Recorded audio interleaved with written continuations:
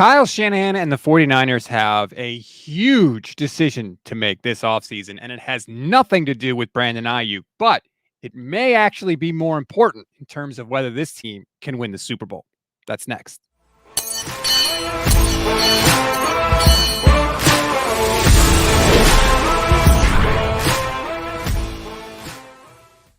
What is good, everybody? Welcome to Stats and Cohn and the Gold Standard Podcast Network, part of the Fans First Sports Network. I'm Rob Stats Guerrera. He is Grant Cohn. Grant, I missed you after a week in Disney. How are you? I'm doing phenomenal. I really want to know how much fun you had at Disney World. On a scale of 1 to 1,000,000, how much fun did you have? Wow. All right. Let's go 650,000. That's pretty good. That's pretty good. I have two young kids, 9 and 4. So the trip was mostly for them and my wife. She likes the rides too. So they had a good time. So did you meet Goofy? No, we didn't really see that many characters walking around, although my son did get a fist pound from Chewie in Star Wars Land, so that was pretty sweet. Oh, Chewie. He's great. Yes. But I would have wanted to see Goofy. Didn't really see a lot of the characters walking around. We only did Magic Kingdom for one day, so maybe that was part of it, or maybe was it too hot to be walking around in those suits? It was hot, let me tell you. I can imagine. I can imagine. Yeah, right. It was brutal. Nick Nice 21 says Stats versus Brother Bob tomorrow. Yes, in honor of the presidential debates, I am going to debate Brother Bob tomorrow on this channel and on Ryan Hensley's channel. He's going to moderate. And the topic is going to be, is Kyle Shanahan a great head coach? So that's going to be a fun thing that we are doing tomorrow, 9 a.m. Pacific time. Shout out to Nick Nice for doing my job. Rob versus Bob. It's going down. On today's show, though, Grant, I want to get to something that I know you've talked about a little bit, but I was on vacation. I didn't get the chance to talk about it. I think it's a big deal, and it'll sort of spin into a larger topic about the 49ers and whether they have the benefit of the doubt. This Ben Peterson thing, the VP of Player Health and Performance just up and left the 49ers for the Atlanta Hawks. I think this is a massive, massive deal for the 49ers, and I have no idea how they even go about replacing him at this point in the offseason. Okay, let's step back for a second. Let's look at this realistically. If the Niners really wanted Ben Peterson back, they probably would have made him an offer to keep him here.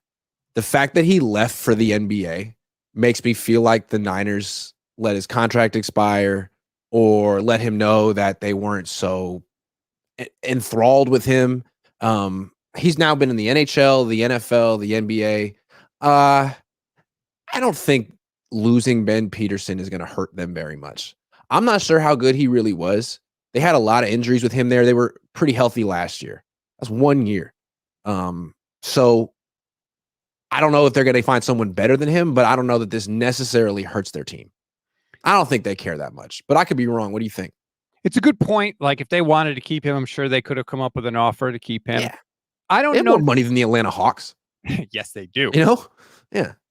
I don't know that it's necessarily replacing him specifically, but the job is important. Like we're not talking about the person that tapes up your ankle if you roll your ankle. We're talking about the person that sets the sort of entire big picture agenda for not only injuries and rehabbing injuries, which is obviously important, but also just overall health of the players, their diet, the different things they do for just general maintenance and things like that.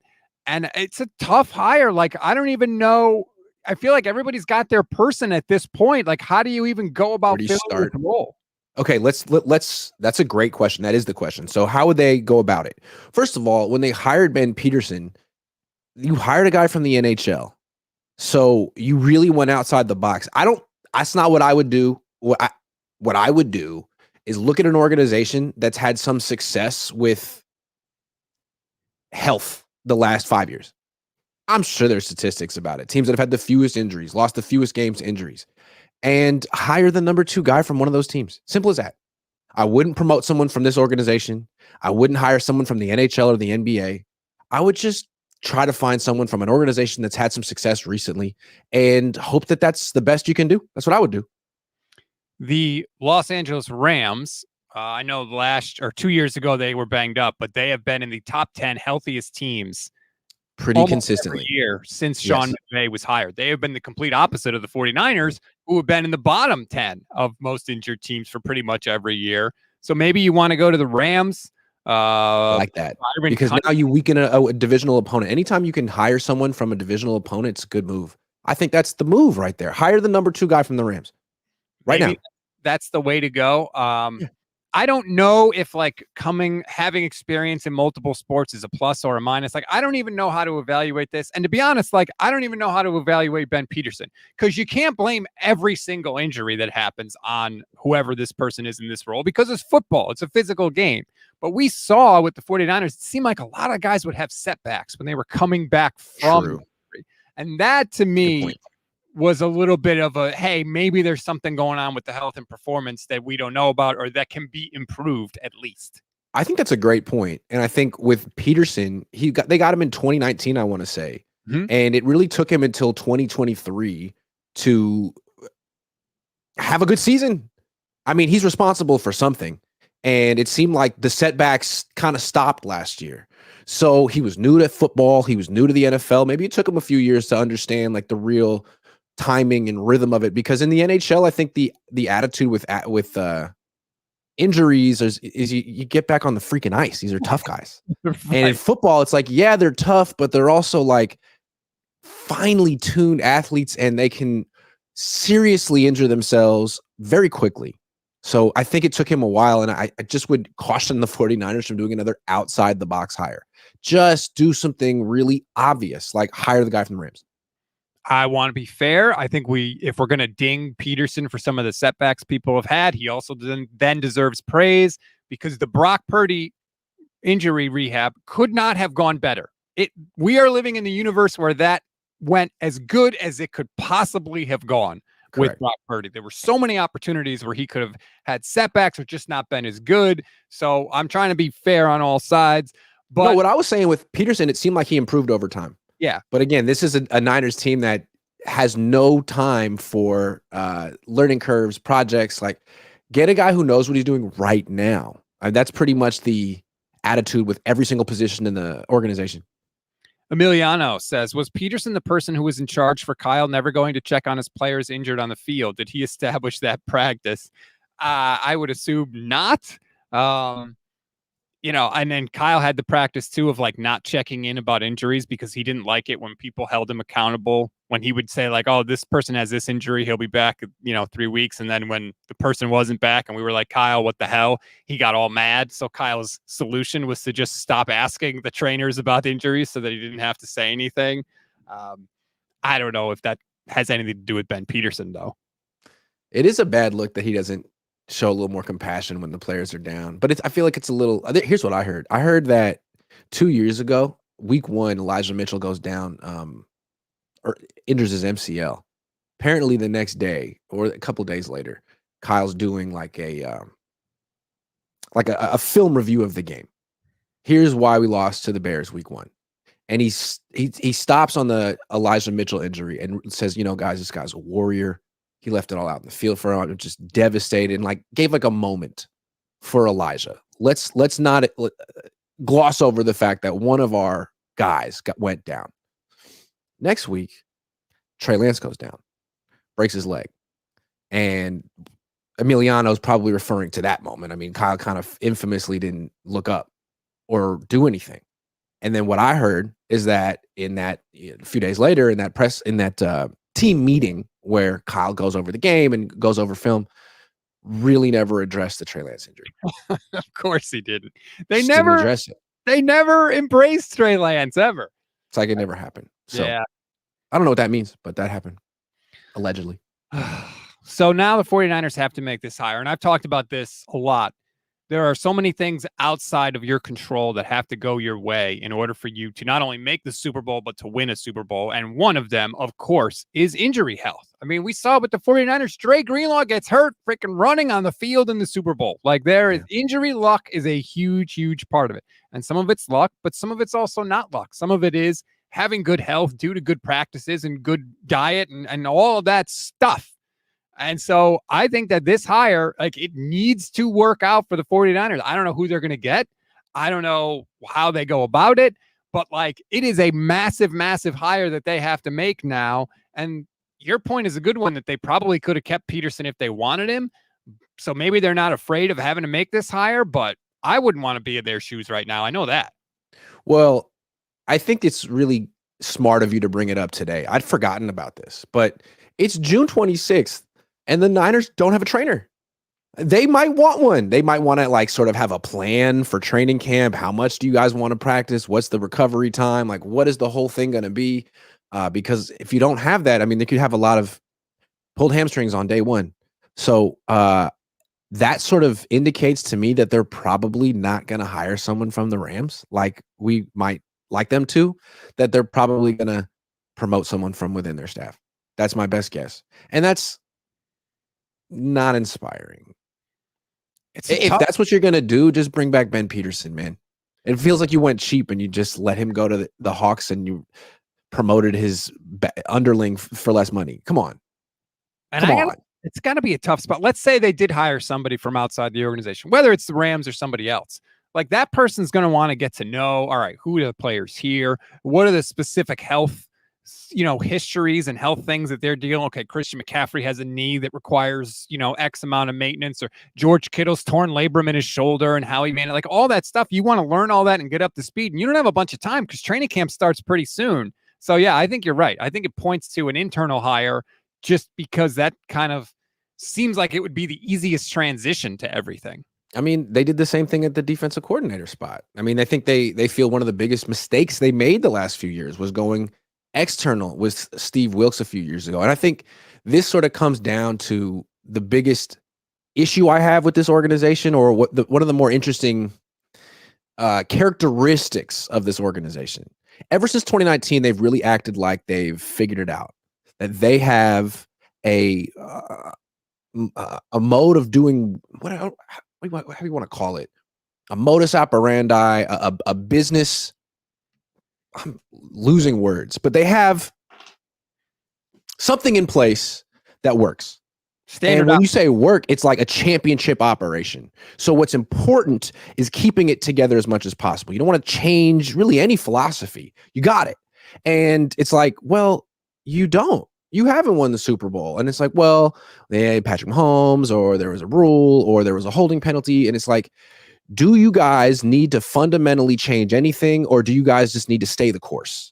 And for 5 years, they've said, we need to stay the course. We need to stay the course. And I feel like this is the last year of that. Like they're the oldest team in the league. Brock's going to get paid soon.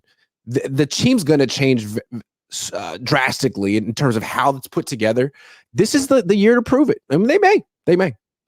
Yeah, I think the kind of big picture takeaways, you could look and you could say, okay, given what's happened with the 49ers, have they not won a championship because of some major flaw in them? Or have they not won a championship just basically due to circumstance? And I think the 49ers would tell you, and I think Kyle would tell you circumstance. I think a lot of the fans would say they think it's a flaw with the 49ers. I think it's both. Yeah, that's true. But that's true. I think the 49ers would say, look, all you can do as a team is go about things the right way, follow your process, and whether or not you actually win the championship depends on you, yes, but also a lot of things outside of your control, and that's what's bit in the ass. I think that's what they would tell you. Right, and I think that's what makes them so interesting, because to me, it's not the right answer. It's actually denial. And I think why I love covering this team so much, it feels biblical. It feels like Greek. It feels like Greek mythology, like they're Achilles. Like they're the best, but they have an Achilles heel. Yes, they're great. They're freaking amazing, but they have an Achilles heel. And what is it? Who is it? In my opinion, it's Kyle. And that's what makes him so interesting. Like he's the tip of the spear. Like he is the brains of the operation. He put the team together and he can bring them to the very, very top of the mountain. But when it's time to like actually plant the flag, like he's the Achilles heel. And I've never seen a team like it, man. It's so interesting. And I know you're like moving in your chair. It's pissing you off that I'm saying this, but I just think that's my narrative on this team. And it's a good narrative. It certainly has felt like a damn Greek tragedy. I'll tell you that. I mean, God, it has. If they never win a Super Bowl, it'll be very like the rest of your life. It'll be like, man, how did they not do that? That's one of the best teams I've ever seen. How do they not get that done? I think that'll be how did they, when we look How back, did they not? especially with the benefit of time, and when we sort of the emotion of it all fades, and we just look at the raw, like they were this good, they put up this many touchdowns and yards and all that stuff for like half a decade. It wasn't just 1 year. I mean, they really had the same core for half a decade. Jeez, this is a huge year for them. They may get it done and validate everything they've felt the last 5 years. No, it's been circumstance. We do it the right way. We stayed the course and we won. And we had a bunch of people, second guessing us along the way. We didn't listen, and look at us now. What a great story that would be. Or it could be the other way. And by the way, even if they were to get it done, it doesn't change it doesn't mean, oh, see, it was all circumstance why we didn't win. Or no, see, it was a tragic fault. Like, it doesn't change the reality of what's happened thus far, even though people will try to do that if they did win a Super Bowl. But also, Kyle keeps going to boy, Patrick Mahomes. I lost to the greatest quarterback of all time. Sue me. It's like, yeah, but you did a good job against him in both Super Bowls. And the difference between Mahomes and Purdy in that one game really wasn't the reason the Niners lost. It wasn't. It was more the difference between Kyle and Spagnuolo or Kyle and Reed. I see both sides of that, because I see Kyle being like, look, I lost to Tom Brady and Patrick Mahomes, the two greatest quarterbacks of their generation. And that's fair. When you put it that way, it makes sense. It sounds good. But also, I agree with you. Like, yes, you were facing Patrick Mahomes, but there are decisions you could have made where you easily could have beaten him because they did a good job against him. I mean, Jair Brown picked off Patrick Mahomes on the first possession of the second half and gave the Niners the ball in Chiefs territory. The Niners punted. They didn't get a first down. No. Okay.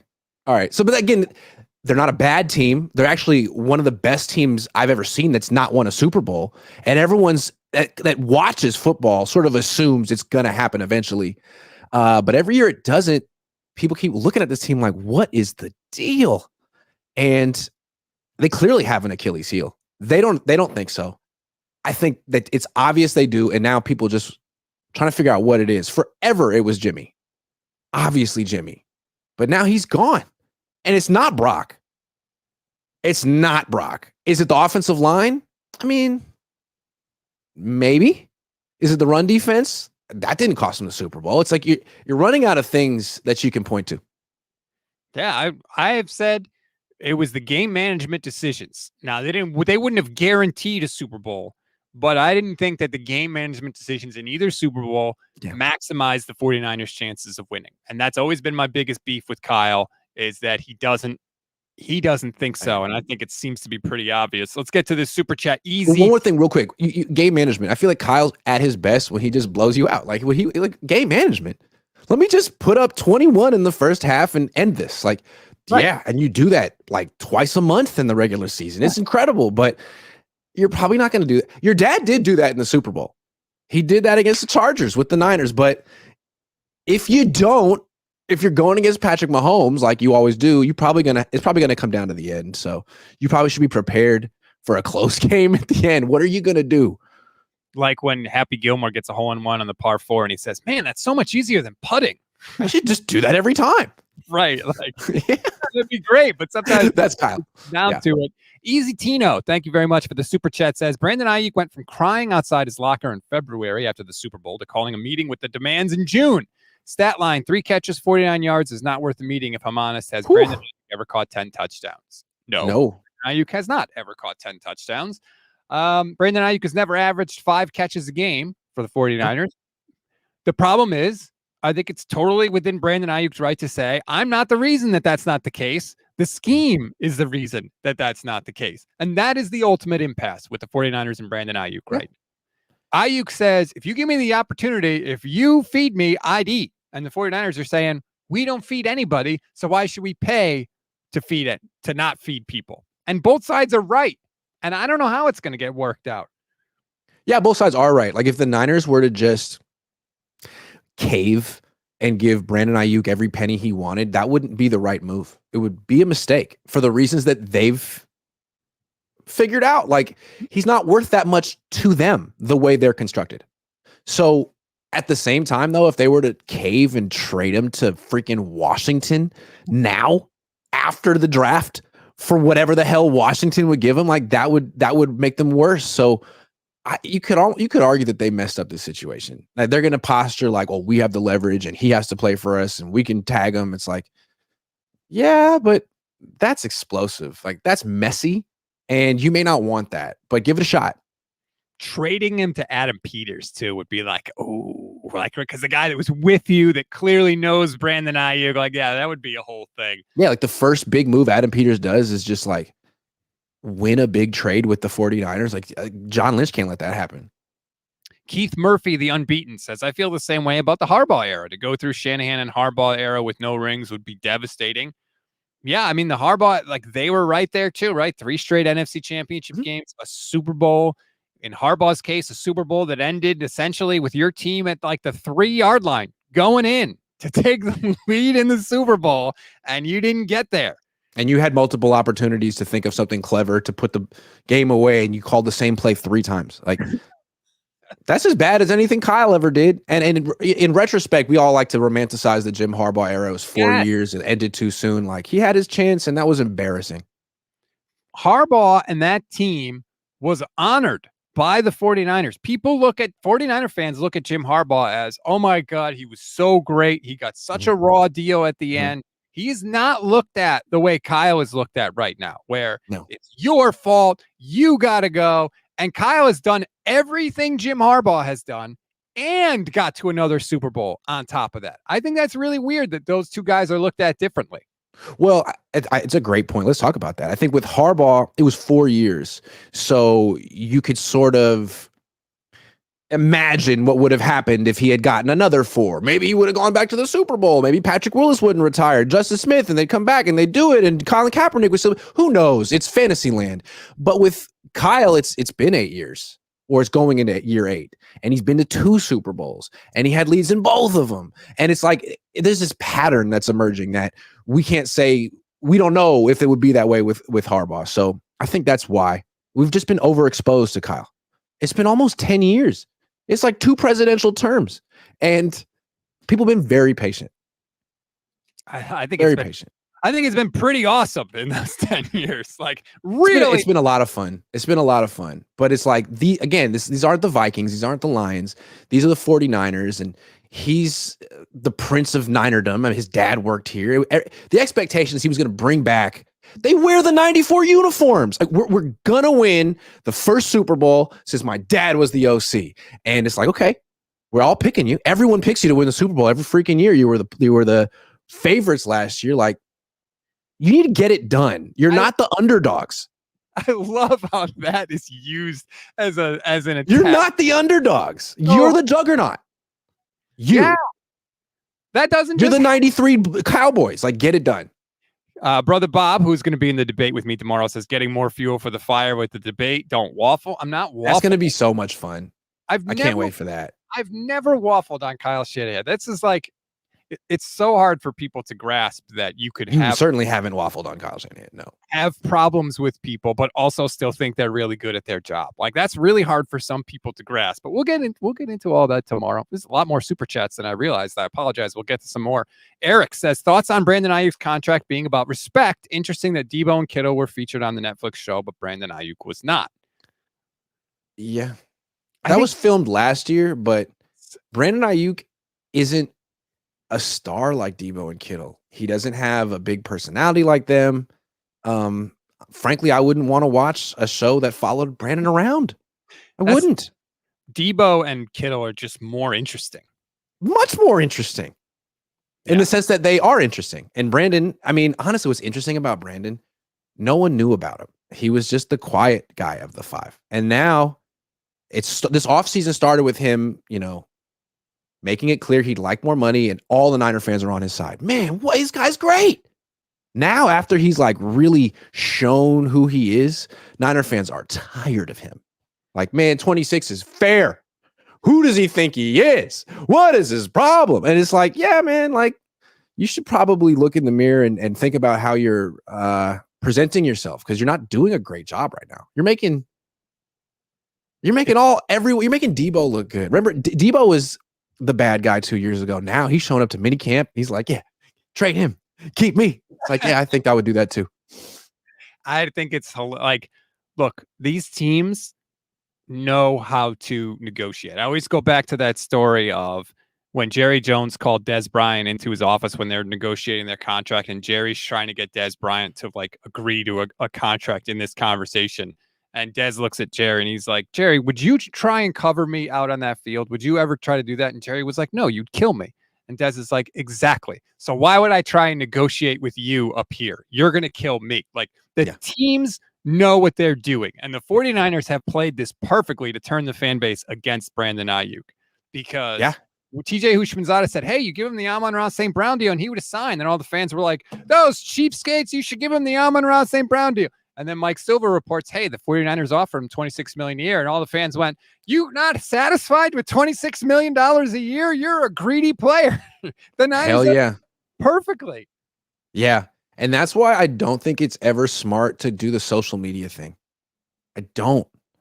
It didn't help Deebo. It's not helping Brandon. All it does is alienate you from the fans. I think they think like, okay, like let me grassroots this and get the fans on my side. Like, nah. Just let your agent do his job. That's what Bosa did. That's what McCaffrey did. That's what Warner did. That's what Kittle. Just shut up and let your agent. You pay the guy. If you're gonna go on social media, like save money and don't have an agent. Well, isn't it interesting that what was it? March, Brandon Aiyuk went on with Shannon Sharp and Chad Ochocinco and said, "Hey, we've got professionals on both sides working this thing out." And now in June, he's flying to the team. He's requesting a meeting. I feel like we have things have changed since that. Why are you, dude? You have an agent. The agent is like best friends with John Lynch. You should be good.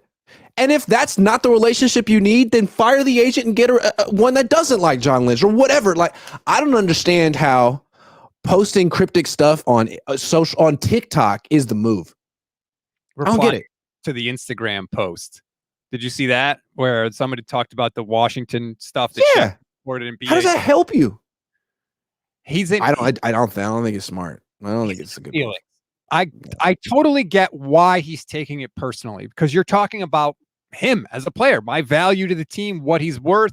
And the team is essentially saying, yeah, you're valuable. You're not that valuable. And we're okay if we had to move on. Like, it's natural to take it personally, but you have to understand that this is business, and from the second the contract is dried, all that stuff goes away. And you would think with like Deebo and Trent and Kittle and all those guys there that have gone through it, they could tell him, and Sherm, who's talked about it too, like, hey, dude, don't take it personally. But it's hard not to.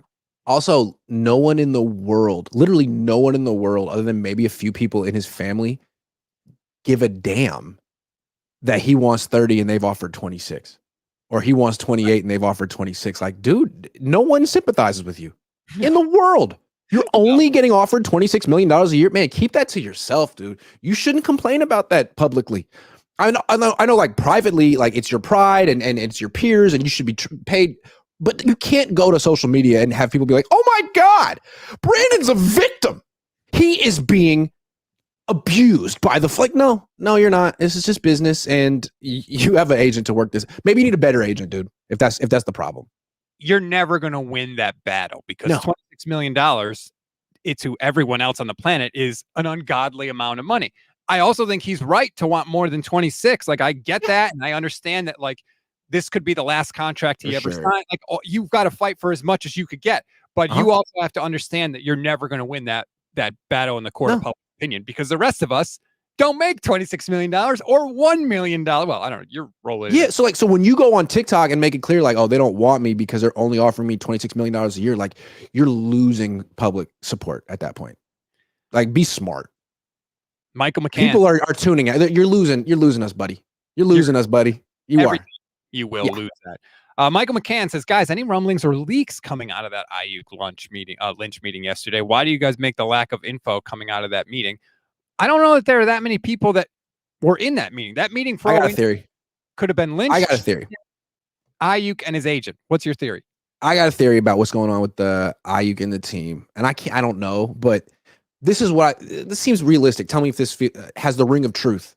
The 49ers, Silver says 26 million a year. I don't know. I mean, he's the only person who's reported that, and he's gotten some things wrong. I think it's likely that the Niners probably recently have given Aiyuk what he wants. Like, you want 30 million a year? Here's 30 million. Because you can make them look like whatever, right? Yes. You can backload it. You could put a void year on it. I'm guessing they've figured out a little way to satisfy his ego. Here's $30 million a year. But that's not the real issue, right? It's guaranteed money. So they could present him a contract that's like, here's $31 million a year, but there's no guaranteed money after 2025. And really, there's only $35 million that's guaranteed. And he's like, AJ Brown got $50 million guaranteed.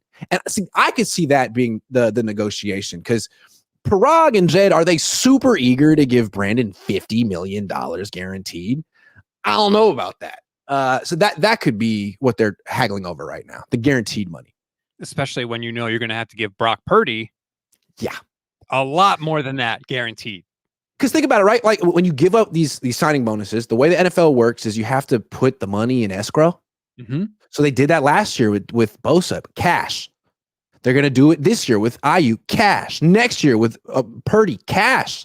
And I'm sure, I mean, I'm not sure if the Yorks have it, honestly. Like, they're worth a lot of money, but they have like 50 million in investments, including that terrible freaking soccer team in the UK. So I wonder how much liquidity they got, and if that's holding up the issue with Aiyuk right now.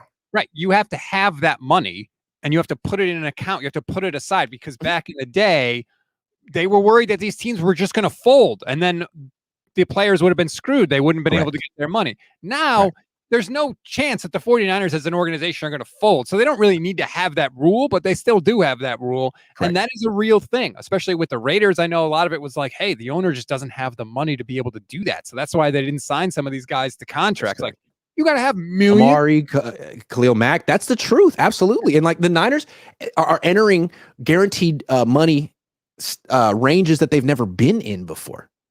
Every year it's like another 50 million. What was it last year? 80 million with Bosa. This year could be 50 million with Aiyuk. And then, God, what is it going to be with Brock next year? What is the guaranteed money now for the 150 million now? 150? Think about, like, now, granted, if you are a billionaire, 150 million is not that much money. But like you said, it's about liquidity. It's about, do you actually have the money somewhere that you can put into an account? Most billionaires, I would assume, don't just have an account with hundreds of millions. Like, their checking account, their Wells Fargo account doesn't have $150 million in it. No, it's tied up in investments or whatever. So, speaking of rich people, I played 9 holes at a country club in Oakland yesterday. Have you ever been to a country club? A country club? I have, yes. That was my first time. Like, you have to be invited. And it's a thing. It's crazy. I did my best just to like blend in. But man, on a Tuesday at like noon at a country club, a lot of wives who are quite nice and a lot of retired people reading the newspaper and drinking wine. It's like, man, you read the newspaper like you're holding it. It was crazy, man. I was like, who does that anymore? People at freaking country clubs. It's a different planet, pretty much. Like, I can't even imagine how much those people pay per month for the right to sit there and read the freaking newspaper where they could do it home. I'm sorry. I mean, I don't know. I could never. What'd you shoot? Not good. I'm really at the point where, like, I don't even keep score. I've been playing for 3 months. The score I keep is how many balls did I lose today? And it was too many. I only played 9 holes. It was bad. I got in my head. Not good. I like to hit the ball really hard. That's fun. But like controlling where it goes left and right, putting, I'm working on that. It's hard. So 2/3 of the game, really. Yeah, like the most important parts, but like hitting it really hard and not caring where it goes, I'm great at that. There you go. Dave Barclay, YouTube channel member, says, "Get him, Bob. What up, guys? Patriot Builders in here." A lot of people rooting for Brother Bob against me in the debate. That's fine. What I like about that debate is that both of you guys are going to get pretty animated, but I don't think either one of you guys will take it personally. You guys are both good at compartmentalizing sports debates. Some people get really like, you know what I mean? You disagreed with me on my show? We should get fired up. That's the best part. And that's the best part. Yeah. We will. Birdman Jr. has been a YouTube channel member of yours, Grant, for 28 months. That's such a good name, good amount of time. I love you, Birdman Jr. That's Lil Wayne. All right. Jimmy Kwan. Stats and Levin look exactly like police officers who found the injured telephone repairman in the original John Carpenter assault on Precinct 13.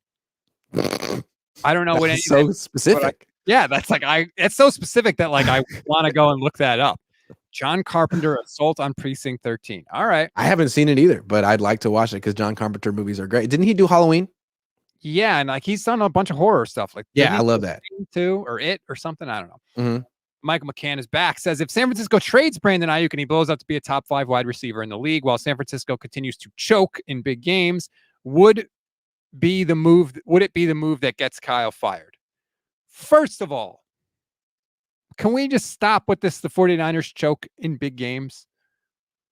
Have they not won a ton of big games since the Super Bowl is the biggest game, but that doesn't mean it's the only big game, right? Like, are we forgetting all the other big games that the 49ers have won?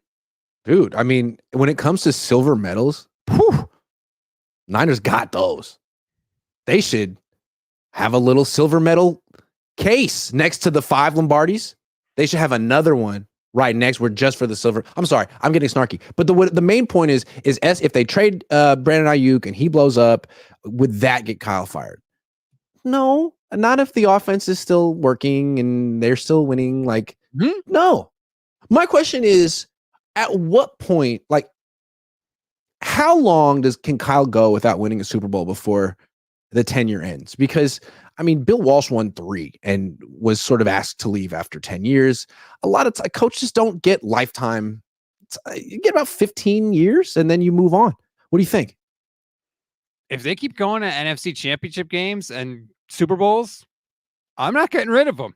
Like, I am not getting rid of them because I think like we're so spoiled that we take that for granted and we act like anybody could do that. And that's not the case. It is not the case. Now, so you're afraid of taking one step back to potentially get, like, I mean, if it's year 15 and they haven't won a Super Bowl, but they've gone a couple more and lost them. I mean, at a certain point, you're never gonna be like, look, like, it's just never gonna happen with you, man. Like, thank you for building this. Maybe it'll happen for you somewhere else, like it did for Andy Reid, but it's not gonna happen for you here for whatever reason. We need to try something else because ultimately we do need to win this Super Bowl. Like, that's the goal. I think. What's the year? 17, 19, 24? If they keep going to NFC championship games and Super Bowls, there is none for me. Like, what are we really going to be upset about? I mean, Tony Dungy didn't win a Super Bowl until his 10th year in the league. Like, on his second team. Yeah. Not on his first team. Of the coaches who took the longest on their first team to win a Super Bowl, it was John Madden, who won it in year 8. So this is Kyle's year 8, and then Bill Cowher, who won it in like freaking year 16? The Steelers long time. Those are the two. They keep coaches forever. You almost have to take the Steelers out of it. I want to look up real quick. Longest tenured head coaches, NFL history. I just want to know, like, who are the guys who have coached the longest? Tom Landry coached for 29 seasons. Yeah, Don Shula, 26. Belichick, 24. Chuck Noll, 23. Are we looking at like 24? I'm just saying, like, to get to those numbers, you got to win Super Bowls. Chuck Noll won Bill Belichick won. You don't get to 20 with conference championships. At a certain point, your organization says, man, you're not a closer. You're not a closer. Maybe I'm wrong. I don't know. Well, I think organizations do that. I think it depends on what that point is with the organization. But I think if I had to guess, and this is just my guess, I think Jed is totally satisfied with making conference championship games and Super Bowls. Like, he doesn't strike me as a win Super Bowls or else owner. As long as that. No, and he doesn't seem like the kind of guy who's like, oh, I could find someone better. Don't worry. Because he knows he can't. Because he hired Tom Sula and Chip Kelly. So, like, he's just so grateful he got Kyle, right? It could have been so much worse. Flav says, seems like Brandon Aiyuk is really scared about having to bet on himself one more year, which makes me wonder how confident he really is. I don't know that I would think it's scared. I think Brandon Aiyuk says, dude, I've done my time. I've done everything you've asked. I'm willing to do more if you give me the ball. I don't think it's he's scared. I think it's like, I've done what you asked. Now it's time to pay me. Please pay me. Yeah, but I think there's something to what Flav is saying. It's not necessarily that he's not confident in himself, which is what Flav is suggesting. But it's not like Bosa where he could just be in complete control of his stats. Kyle has to call the plays for him. Mm-hmm. And if he goes back there, there's a possibility that Kyle decides that Brandon is going to be in the doghouse this year. That he, didn't run his routes hard enough in practice that week, or that Deebo's better than him now, or they're just going to have a slightly different pecking order. And hey, you're actually going to get 4 catches a year instead of 4.7. Kyle can do whatever he wants to do, and he can say they can still win. So I can see why Brandon would be a little apprehensive. I mean, did they not do that in the Super Bowl? From Brandon's perspective, Kyle just did it. Why didn't I get targeted in the Super Bowl? Well, because they were looking ahead to our negotiation before we won the Super Bowl. I mean, that's what I would think if I were Brandon. Maybe that's not the case, but that's what I would think. I mean, Aiyuk was frozen out for essentially half a year because of stuff. God knows what. Right. But like, that is a thing that happened. He knows what it's like. He has seen it happen. So I don't think it's fear about betting on himself. I think it's fear of this might be taken out of my hands, like you just said. I thought that's a very good point by you. One more thing too. Mike Silver said it's going to be Hunger Games between Brandon Aiyuk and Deebo Samuel for who gets to stay on in the organization long term. Well, Brandon is alienating himself from the team, holding out, not there. Deebo showing up, being a leader, taking Ricky Pearsall under his wing, and Jacob Cowing. And it's like, one guy's being like, hey, man, I only make $23.8 million a year, and I freaking love it, and I'm super happy. And the other guy's like, I need 30. Oh, I'm not showing up. It's like, Brandon, you are playing yourself out of town. Look, Deebo is a very smart guy. I'm sure you are too, Brandon, but like, look what Deebo's doing, man. He's taking the play away from you right now. Be smart. Never mind that Deebo shows up out of shape every other year. Not this year. Right, not this year. Not this year, baby. Brandon, you're blowing it.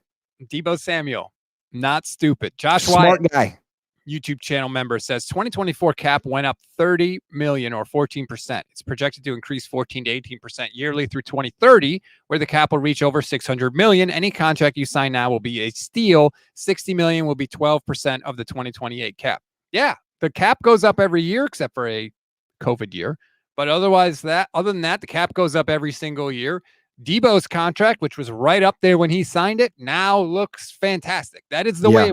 It's a good point from Josh Wyatt here. Like, the fact that the cap is going up so much every year means that the Niners' strategy of waiting as long as possible to extend people feels outdated.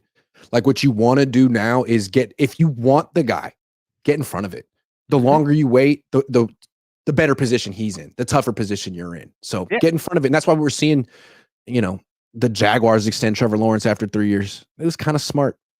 The $2 million you're haggling over, or $3 million in a year, is not going to, a year. It's not really going to matter. I mean, when Jimmy Garoppolo signed his contract, he was the highest paid football player ever.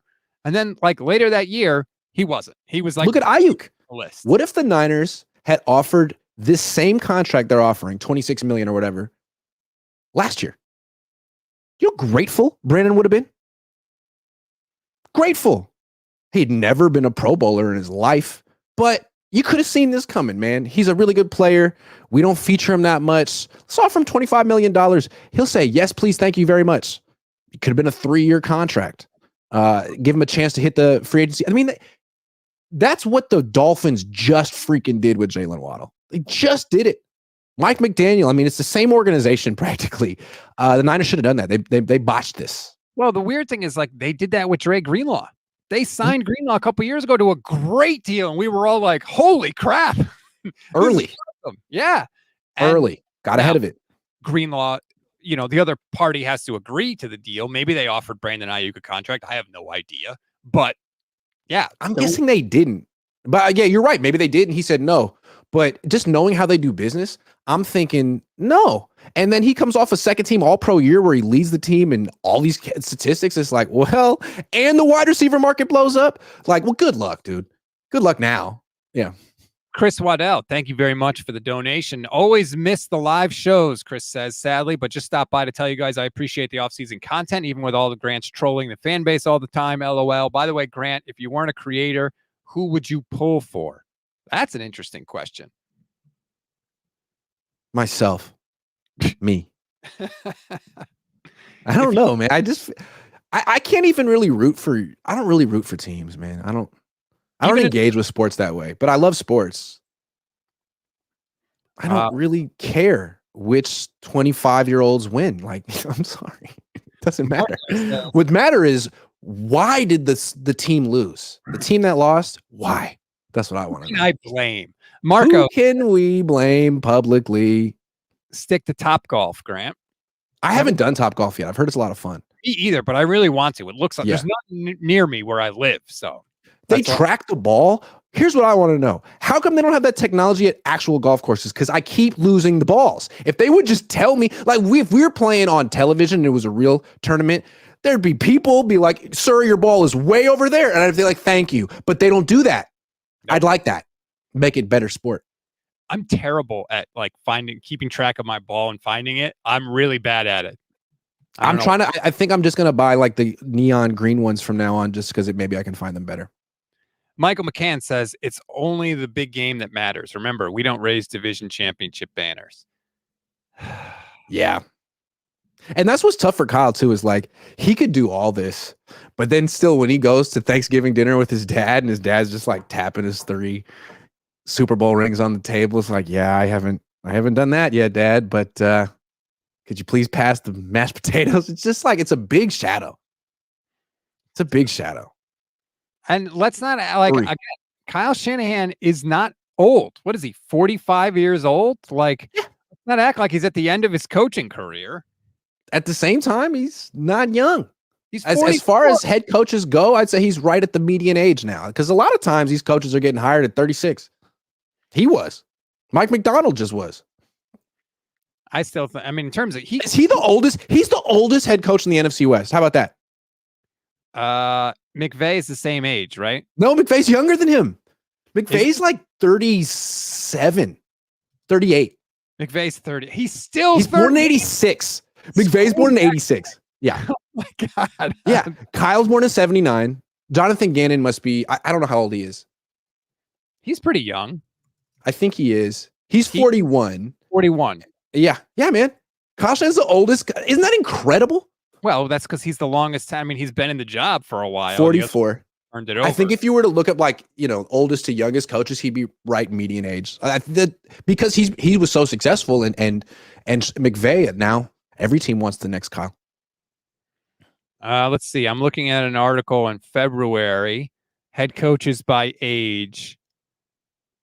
Kyle is still pretty young.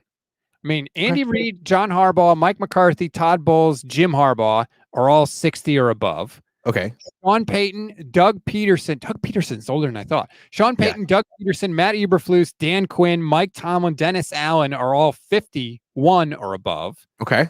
And then you get into the Sean McDermott, named 10. Brian Daboll, Dan Campbell, Raheem Morris, Antonio Pierce are all 45 and above. There you go. So you just named 15 guys. Salah's in the middle. LaFleur's 44. Kyle's 40, now 44 because he's born in December. The only coach is younger than Kyle Shanahan. Sirianni, Dave Canales, Kevin Stefanski, Jonathan Gannon, Mike McDaniel. That's 5. Zach Taylor, D'Amico Ryans, Brian Callahan, Shane Steichen, Kevin O'Connell. That's 10. McVay, Gerard Mayo, Mike McDonald. That's 13. So he's right in the middle. Right in the middle. It's interesting. Sean McVay is still the 3rd youngest NFL head coach. What? He's 2 years older than me. That's crazy. He got that job when he was like, what, 30? He 31? Makes me feel bad about myself because he's so successful at such a young age that I'm just like, what have I been doing with my life? I know. We're over here sitting in our bedrooms. Our man caves. I'm in a basement. That's pretty good. All right. We didn't even get to the other part of the show, which we wanted to talk about, because I'm sitting here saying the 49ers are so good and we should be so happy. Oh. But meanwhile, The Athletic, and I haven't read this, maybe you have, so you can enlighten me. The Athletic, the 49ers are one of the most overrated NFL teams. I don't know how. for 2024. They listed, now this isn't like local Athletic, because I don't think they would ever write an article like that, but national Athletic, Ravens, Colts, Chargers, Niners, most overrated teams for this season. And here's their analysis. Kyle Shanahan always gives them a chance, and Brock Purdy again has a talented supporting cast. Kind of a backhanded compliment for Brock. Although Brandon Aiyuk faces an uncertain future, questions loom over the defense, however, with first-year coordinator Nick Sorensen directing a unit that lost Eric Armstead and Javon Kinlaw to free agents. Oh, my God. And must deal with the extended absence of Dre Greenlaw. Fair. Who was recovering from Achilles surgery. The Niners hope to put another heartbreaking Super Bowl defeat in the past and make another run at a ring, but doing so could prove more challenging than many expect. Not a lot of analysis in that blurb. But what do you think? Well, I mean, I think the idea that the Niners are overrated because they have to replace Javon Kinlaw is a little off. That was rich. That was a little rich. Disrespect to Javon Kinlaw. No disrespect to Javon, but I think the defensive coordinator thing is completely legitimate. You are going into completely uncharted waters. And as much as people like to crap on Steve Wilkes, they were third in points allowed. And what was it? 8th in yards allowed. I know they were top 10 in yards allowed. Like, that's a defensive coordinator's job ultimately. And I don't think anybody would say that the 49ers defense did a bad job in the Super Bowl. So the defensive coordinator questions and criticism, I think, is totally fair. But like, you know, throwing in the supporting cast, like, yeah, that's a point in their favor. The whole offense is coming back. And guess who scored more touchdowns than any offense in the league last year? Yeah. The 49ers. So yeah. If you wanted to make a case for, like, let's try right now, just as an academic exercise. Okay. Why are the Niners overrated? I don't think he actually made any arguments for why they're overrated. I would go with, they're the oldest team in the league. They've played really long seasons, 3 years in a row. They just lost in the Super Bowl. The Super Bowl hangover is a real thing historically. They're coming off, I mean, the beginning of their offseason is full of bad vibes. All the hallmarks of a Super Bowl hangover are right there in front of them. That's about it. That's pretty good, I think you could say. I think all those things are legitimate. The roster, team's still money on paper, though. I mean, still money on paper. In the NFC, they lost Armstead and didn't really get, like, I mean, Malik Collins isn't like a Pro Bowler or whatever, but Armstead could play 4 games this year. Right. And that's why they got rid of him. Yeah. Because of performance, it was because of availability. And so we'll have to see. See, if he had come out and been like, yo, this team has clearly shown that their Achilles heel is the head coach, I'd be like, all right, Athletic, now we're talking. But that's not the conversation that they wanted to have. Like, that could be the issue with this team. They're overrated because Kyle's overrated. And no one wants to say it. Like, okay, I'm listening. They're not overrated because of Brock. You can't say that. You can't be like, Brock's a really, no, like, as long as Brock's healthy and out there, they're going to be good. He's really good. What I think you could say this year is I think the 49ers road to the Super Bowl through the NFC is hard. It's going to be harder this year than it has been. Division's tougher. Yeah. The division is probably tougher. The Packers are probably going to be a better team if Jordan Love takes another step forward. The Lions clearly are a very good team and look like they're going to be a very good team next year. I think the road in the NFC is tougher than it's been. And the 49ers can say, hey, we're bringing everybody back, which is cool, but the competition got better. And so that maybe is why the 49ers are a little overrated. If you wanted to make the argument. If you wanted to make the, okay, so thank you for indulging me. Now no more academic exercises. How you really feel. Give me the team that pops into your mind when I say most overrated team in the NFL right now. Ooh, most overrated team in the entire NFL. And you can think about it for a second. I've been thinking about it all morning. My first answer would be, and this is a team I like, but right now everyone likes them a little too much. Houston. Houston. I mean, Ryan Hensley said they have the second best coach in the league. A lot of people think Stroud is, I mean, it's like Stroud has played fewer games than Brock, but no one cares. Stroud threw 23 touchdown passes as a rookie, and everyone thinks he's like a Hall of Famer. Like, they might be a little overrated, Houston. And there's always that team that everybody loves that disappoints. The 49ers had that team in 2018. Everybody loved the 49ers. They had Jimmy. They ended 2017 on that 5-game winning streak. It was going to be their time and their year. Now, Jimmy got hurt, of course, but we have seen the team that everybody loves come out and flop. That's a good choice by you. That is a good choice, although I do have the Texans winning that division. I like them, but all of a sudden I'm like, well, everyone likes them. Yeah. Everyone loves them. Like, that's scary. And then, so what team would be a little underrated? Maybe the Jets? I mean, their coach is similar to D'Amico. I mean, they're like the same coach. They coach together. Their defense was freaking, what was it, second or third last year? And they won 7 games with Zach Wilson and whoever their other quarterback was. If Aaron Rodgers like actually doesn't suck and can stay healthy, that's a team you don't want to face.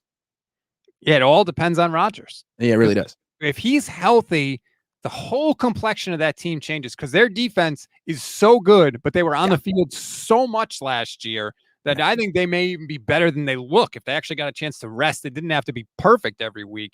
I think you could. It's kind of interesting, right? Like everyone's like, oh, Stroud's money. Like I'm betting on Stroud.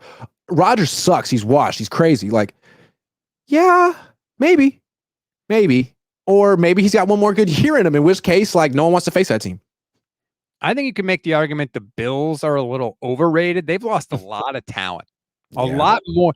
A team that depended on Josh Allen a lot is going to depend on him even more this year. So that may be like the Bills always get mentioned in the AFC teams, like, oh, watch out for the Bills. They're right in the mix. Maybe they're a little, not to say that they're not good. That's a good call. Overrated, underrated. Underrated. I'm fascinated by the Chargers. I really am. Because on the one hand, you've got Jim Harbaugh, who always comes in fast and gets off to an incredibly fast start. I mean, 2011, it's the lockout season. He can't even have access to his team, and they come in and boom, the Niners make the NFC Championship game. And you're like, what the hell kind of magician is this guy? But also, like, Greg Roman is there. And the Chargers' biggest asset is Justin Herbert. Well, Greg Roman has coordinated 10 offenses in the NFL, and they've all been in the bottom 10 in passing. So I'm like, and they got rid of all the receivers. Right. It's like, how's this going to work? But maybe they're underrated. I don't know what the hell's going to happen there this year.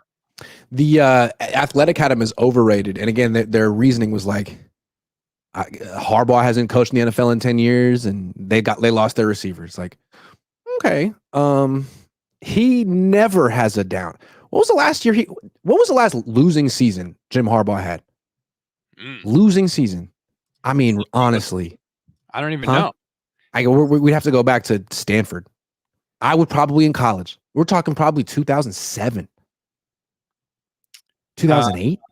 He has so he never had a. He had a 4-8 in 2007. He was 5-7 in 2008 with Stanford. That was it. That was the last time. So yeah, I wouldn't bet on the Chargers being 8-9.